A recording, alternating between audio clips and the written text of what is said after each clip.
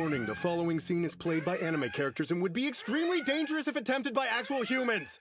A lot of people really need to get their heads out of their asses. In one corner, we have the UN throwing a fit over a very innocuous Chihuahua on Monday ad, though given the bust sizes of all the women in the series, they could be classified as WMDs. In the second corner, we have Hopeless Peaches making an incredibly loaded question directed to the Lollicons and Shotacons, and she gets torn a new asshole for it. Well-intentioned or no, it's like she deliberately chose the worst way to word the question. And in our third corner, we have people blasting Spy X Family because they don't know what a healthy father-daughter relationship looks like. Apparently a happy father-daughter moment is pedophilic now. Actual fatherless behavior. But what's in the fourth and final corner, I hear none of you ask? It's somebody who claims neutrality on the anti-pro-ship debacle, yet it doesn't sound like neutrality on their part. I am, of course, referring to Crying Blossom and their most recent video. Yes, they're non-binary, so please keep that in mind, and also this is not an invitation to harass anyone. Granted, a lot of you know how I operate. I don't pull my punches. Stupid is as stupid does. Not even 3 seconds in, and the content warnings already have me concerned. They'd better not put drawings on the same level as real people, or I swear to my non-existent God. And while I agree that the debate can be stupid and childish at times, there's always going to be people that are ignorant, unfortunately. It's just people with morals and those who are degenerates. Methinks that they in Galaxy is okay should go out for a night of bowling. Don't get into something you don't know how to handle maturely if you won't properly educate yourself. Well, that's going to be very ironic in a few minutes. I've been thinking for a while now what my next video topic should be on, and at first I was really stumped because nothing really caught my eye. But then I remembered a term I learned a long time ago and how the term held a very deep and disturbing context to it. That term, my dear audience, is the term pro-shipper. You're talking about a community of people on the internet, not the boogeyman. Calm down, Blossom. By the definition of the Urban Dictionary, a term mostly used in fandoms but can stretch outside of this to include original characters. The core belief is that shipping two fictional characters, no matter if they are family, share age gaps, considered to be unhealthy, or show blatant signs of being abusive or other generally unsavory behaviors, are valid because it's in a fictional setting. Pro-shippers or anti-antis are also known as rainbow meaties and will use the rainbow and meat emojis together, often in their bio on Twitter or other social media platforms. Now you may also be thinking, well then if that's what a pro-shipper is, then what's an anti? Just gonna skip over that last bit in the definition where it said that pedophile and pro-ship isn't interchangeable? Alright. Seems a lot of people in the comments also skipped it too. An anti is someone who has a dislike for someone or something, and that could be anything. In this case, it's pro-shippers. Well, that seems pretty bare bones for someone who considers themselves neutral on the topic. But fine, I'll do your homework for you. In the context of this video, an anti is someone who's anti-shipping towards specific pairs, often to the point of harassing and or threatening shippers. They usually claim to only hate ships with pedophilic, incestuous, abusive, or otherwise problematic elements. However, many of them will do incredible mental gymnastics to call any ship that rabbles their OTP problematic. Now, I'm sure you're all sitting here at the edge of your seats waiting to hear more, and of course, you will hear more. I'm a commentary YouTuber after all, that's what I do. And commentary YouTubers that spoke on the topic definitely weren't one-sided, one-track-minded, willfully ignorant, always appealed to emotion, used serious terms incorrectly, and made delicate situations worse. Surely not, Blossom.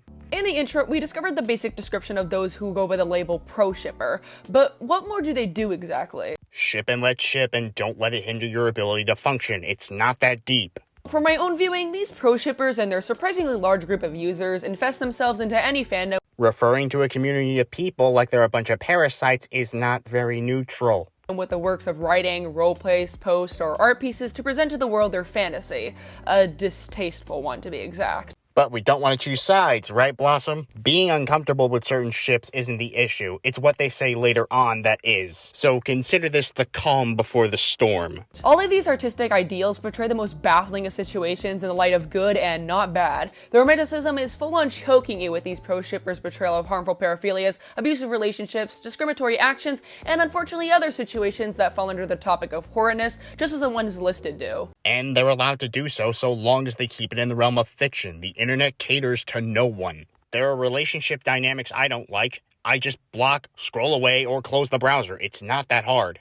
And what is the reasoning behind this unacceptable behavior? It's all fiction. The most brought up excuse throughout the battle of the pro-shipper. Unless you could somehow prove that a drawing gains real-life human rights, then no, it's not an excuse, it's a fact. is the meaning of fiction, with how the people they use in their fantasies are nothing more than just a picture book figure, and that in the real world they would never condone this. That should go without saying. Your interests in fiction don't always translate to what you like in real life. Just because somebody watches Kiss X Sis doesn't mean they want to fuck their siblings. Just because somebody watches Rampage doesn't mean they want to go on a mass shooting spree. Just because someone may like Hans Landa from Inglourious Bastards doesn't mean that they agree with his bigoted and disgusting views. Despite this, people will still go the guilty until proven innocent route over fiction. Oh, and don't get me started on the saying fiction could never affect reality. Wrong. They know that it can affect reality. They just know it's not a one-to-one thing. A movie making you feel sad or happy is a lot different from X person committed this crime because of this game. They generally want people to stop adopting the dull mindset of people being so fucking impressionable. People can be dumb, sure, but not lobotomy levels of dumb. Now, unless you're not a crime listener like myself, you may have heard of the Slenderman stabbing case. What? This isn't gonna end well. Where two 12-year-old girls stabbed one of their friends 19 times. The reasoning to why they did this was because of the girls' mutual liking to the Slenderman creepypasta and the aspects of becoming Slenderman's followers being labeled as proxies. Of course, on the sidelines, this creepypasta was for individuals to like creepy and chilling stories behind it, but to others, it became embedded in them the wrong way that led to them harming others. Well, any credibility you had just flew out the window. Neuralities, I blame you completely for this. These abhorrent and brain-dead takes have never been so bad until your friggin' cancel culture video. But on the topic of the Slender Man stabbing, which the antis practically get off on using as a gotcha moment, the perpetrators were both 12 years old and were mentally unstable. One had schizophrenia and the other a shared psychotic disorder. Combine that with a lack of empathy in their early formative years as admitted by their parents, and a lack of understanding of how far these delusions went, you have a case that isn't the creepypasta's fault, it's the fault of two mentally unstable children that can't tell the difference to begin with. This isn't new information either. It's been around for years, and it takes mere minutes to find, so it's very odd that Blossom would exclude this information. And yes, they mentioned they forgot to add it in, but this is why you look over the script before you post the video. Especially when it's vital information like that. And more people use words in the wrong context. Can't go a video without somebody doing it. A few people being manipulated is not normalization on a grand scale. It's people being taken advantage of by truly malicious people. As for the term pedophilic, it would only be considered as such if the work in question features an identifiable actual minor. So if you do what Shadman did, then it would be actionable. A stylized anime girl not based on anybody would not. How many times do I have to keep teaching you this lesson? This is a case that shows how simple, obvious fiction can become a real scary deal by inspiring someone to take it way too far. Two mentally ill children that didn't have said volatile behavior come to light until it was too late. With the positive light, it can mislead those into thinking that the relationships that are harmful aren't as bad as they really are, or that if they have dealt with any type of abuse mentioned before, that it isn't a bad thing or was something to not fuss about. You'd either have to be way too young to be viewing said content in the first place, or extremely fucking stupid to think that. Content warnings exist for a reason. Some pro-shippers will even harass, blackmail, or dox people just to force them to stay inside the cesspool of pro-shipping. It's a gateway drug for degenerates and a possible percent of crime to be committed, especially with how many young children are being exposed to possible predators online. For someone who claims neutrality, you're assuming a lot about pro-shippers. But I won't deny that some do take it too far. But antis are infinitely worse in this regard. That said, harassment and doxing is terrible regardless of where you stand. You see hashtags like turning problematic on Twitter, a tag that Twitter has not at all disposed of when it consists of sexual themes involving children, or the incestuous ships that are spread on many other platforms like Cuphead X Mugman, which is a type of abuse and also a piece of underage sexual imagery. They're cups! Oh no, don't ship those two together, they were made in the same factory! Pro-shippers also agree to ship in relationship terms the abused with the abuser, like romanticism or discrimination. Romanticism or discrimination? The fuck? If anything, antis have a terrible track record with racism and xenophobia. Domestic abuse, trauma, and other serious topics that are treated like fanfic material when they aren't at all for that or about that. Again, what somebody likes in fiction does not translate to what they like in reality. Several psychologists have stated that taboo fantasies aren't indicative of what somebody really likes. The directionality of that correlation can be problematic because it's the same problem we have with criminal profiling. And then that data comes from people who are known to have engaged in the behavior and been caught, not from everyone who has the fantasy. Violent, antisocial, and general taboo fantasies are extremely common. In fact, they're thought to be a normal way for the brain to process emotion and vent in a safe scenario without engaging in the behavior. It's only when those fantasies start to dominate and escalate that then they are risk. But having the fantasy itself is no indicator that you're at greater risk of engaging in the behavior. We now move on to Blossom's take on the antis. Like I mentioned in the intro, antis are against someone or something, and in this case, it's pro-shippers, and rightfully so. Amazing neutrality, not picking sides whatsoever, no way, no how. They are repulsed by the pieces pro-shippers create and how degradingly bad they exist, speaking out about the harmful aspects whenever they can and warning others to stay clear of them. There's a difference between being cautious and saying X person is a pedophile because drawings. People don't know what words mean. But with how many have taken it in recent years, it is not at all helpful and really jumping the gun at this point. Like I also mentioned in the intro, pro-ship users use the rainbow and meat emoji combo, and those who are aware of the combo with the context behind it easily attack others with no genuine proof. That's the smartest thing they've said in this video, to be fair. Since we brought up attacking, it is something antis have been doing towards pro-shippers, especially harassing them to the point of doxing. And harassing artists that don't even use the pro-ship label, like Aaron Clover and Ram Taku. Now, of course, they have every right to be upset, but harassing and doxing is not at all acceptable, and surely isn't adding any good. Unfortunately, a lot of pro-shippers were groomed into it, or simply are naive, who need proper guidance. Broad generalization is broad. The fact that so many people are taking a teenager's word for this is really concerning. I get the uprising, but you must get every piece of the puzzle before coming to a conclusion. Someone needs to look in a mirror. Yes, do educate people on the matters and do call out the wrongdoers, but make sure you are aware of it all before posting something. Especially noting that harassment and attacking is not at all acceptable. Agreed, if only you were properly informed. There are also some antis who are just overall against ship writings or books containing serious issues and subjects. That's most of them. Look no further than Twitter or TikTok. It's also completely fine to add serious subjects into artistic ideals as long as they portray the issues with how harmful they are and to educate their audience on the dangers. So people can't just vibe? They can't just enjoy themselves? They have to be spoon-fed literally every harmful thing to them like it's an episode of Blue's Clues? There's treating your audience like idiots, and then there's treating them like invalids. I myself ship thousands of characters from movies or TV shows, and even my own characters too, but their relationships are proper and healthy, never abusive and illegal. Congratulations, true Paragon route achieved. You do you and let other people ship in peace then. I also have dark characters too, but I don't put what they do in a positive light, and I certainly inform people that the character is not at all good and shouldn't be received as good either. If you have to broadcast to your audience that bad guy did a bad thing and is indeed a villain, that just sounds like shitty writing. Oh, and one more thing. Antis need to educate themselves on the rape kink and that it's between consenting adults and help some survivors of that abuse cope. And some pro-shippers also use problematic fiction to cope with their trauma. More on that in a minute. Pro-ship or anti? Well, I'm certainly not a pro-shipper, but I'm also not an anti. Could have fooled me, given how much you overgeneralize. It's just people with morals and those who are degenerates. I claim neutrality, but this group is more moral than the other. Big brains! So, you are allowed to make stories about ships that are proper and legal as long as you aren't glorifying awful things. With serious topics, you are also allowed to touch on them if it's for education and you are following the rules set to show the harmful content behind it all. Rules set by who? The internet equivalent of hall monitors? The average person should be able to know right from wrong. If they don't, that's not the fiction's fault, it's the person's fault. I also need to acknowledge that many pro-shippers are young kids too, and most likely have been forced or groomed into this label by older individuals who have bad intentions and are aware of their wrongdoings. Those people aren't pro-ship, they're legit predators. Focus on giving the victims justice and not the fiction they consumed.